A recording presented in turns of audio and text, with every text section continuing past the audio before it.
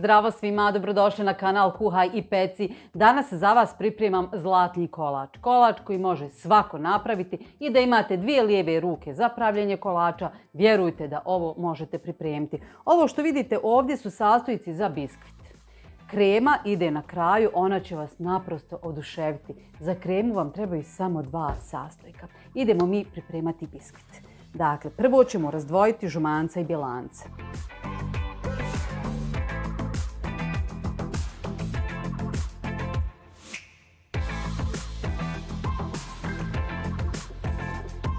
Nakon što smo pripremili jaja, prebacujemo se na ovaj dio recepta.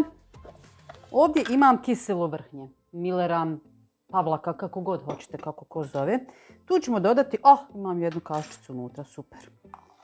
Tu ćemo dodati jednu kafenu kašičicu, znači kašičica sa kojom miješate kafu, ne čajna, nego još manja.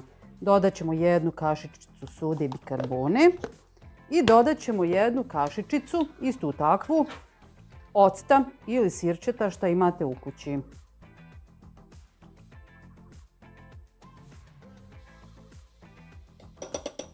To ćemo dobro izmiješati. Sve nam je spremno. U bjelanca dodajemo pola količine šećera i čvrsto umutimo.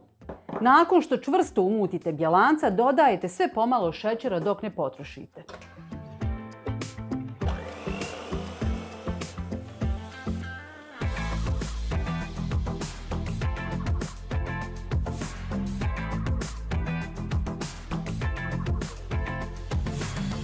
Nakon što smo čvrsto umutili šlag, vidite kako stoji, dodajemo jedno po jedno žumance i mutimo lagano.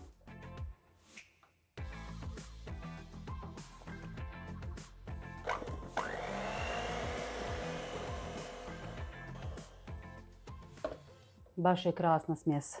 Dodajemo kiselo vrhnje sa svojim dodacima. Kratko promiješamo. Moramo upaliti rernu da se zagrijava. 190-200 stepeni. Dodajemo orahe. Orasi ne smiju biti, ne bi trebali da budu skroz samljiveni, onako sitni kao prah. Nego eto malo da ima tih komadića, kada zagrizete da osjetite orah. I ljepše je i biskvit je baš onako ljepši i prozračniji kada je orah ovako malo krupniji. Evo vidite, nije to ništa posebno krupno, ali nije ni presitno. To ćemo dodati u ovu smjesu i lagano promiješati.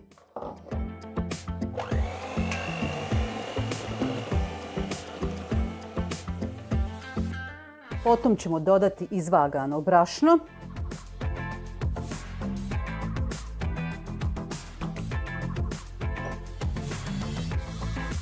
Malo ovako prvo da vam ne bi brašno otišlo svuda okolo po kuhinji.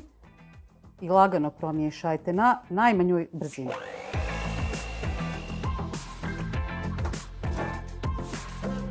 Treba nam jedna kockica maslaca s kojom ćemo da namažemo ovu tepsiju. Maslac je baš tvrd, tek iz frižidera, možda sam trebala malo ranije izvaditi, ali vruće su ruke, začas će se to razgrijati, pa ćemo lakše namazati. U svakom slučaju namažite ovaj papir za pečenje, bit će vam kasnije lakše i ljepša će biti kora odozdo, bit će vam lakše izvaditi. Prebacimo smjesu u pleh.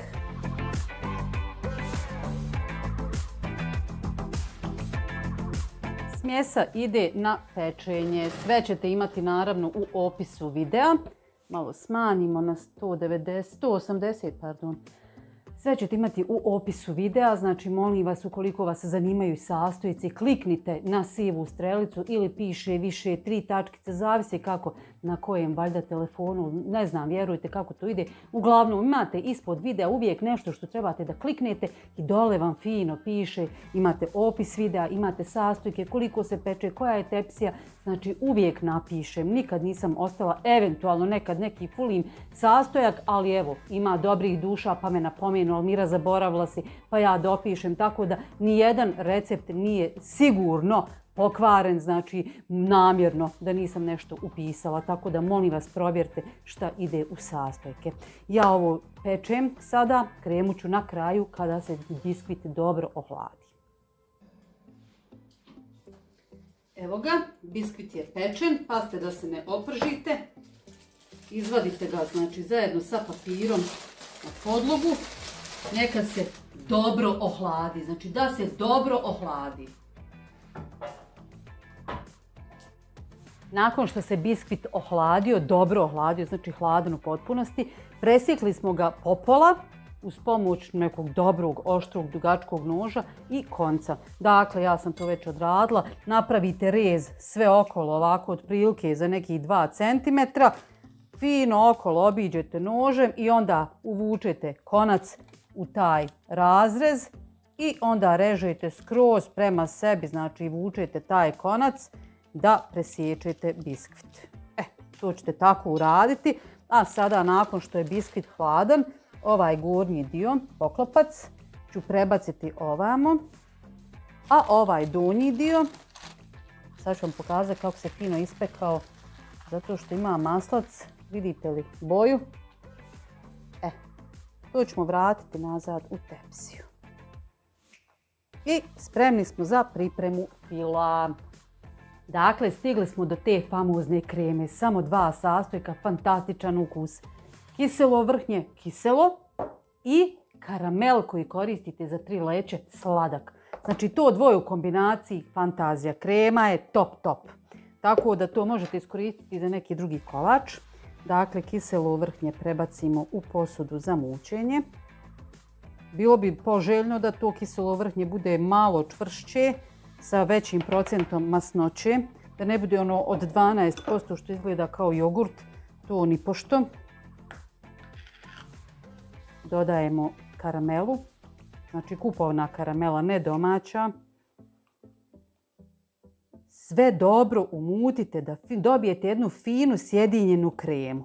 Nemojte žuriti. Evo vidite kakva je krema. Oteže se. Fino onako, ni previše čvrsta, ni previše mekana. Tako, pola kreme nanesite na donju koru i razmažite. Ovo nije krema koja ima sad prst debljine. Ona samo da novi ukus kori i onako navlaži je da nije suha, da nije suhoparna, da se ne davite kolačem. Eto, bukvalno. Znači, samo joj da dodatnu sočnost i ukus.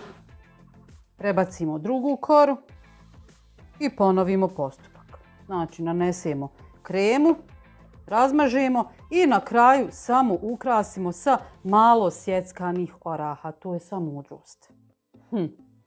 To je to moje odokativno dijeljenje kreme na 2 dijela.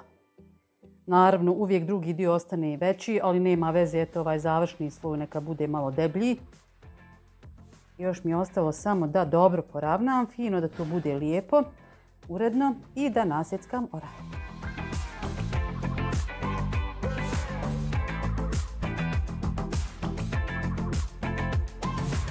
I evo ga, kolač gotov.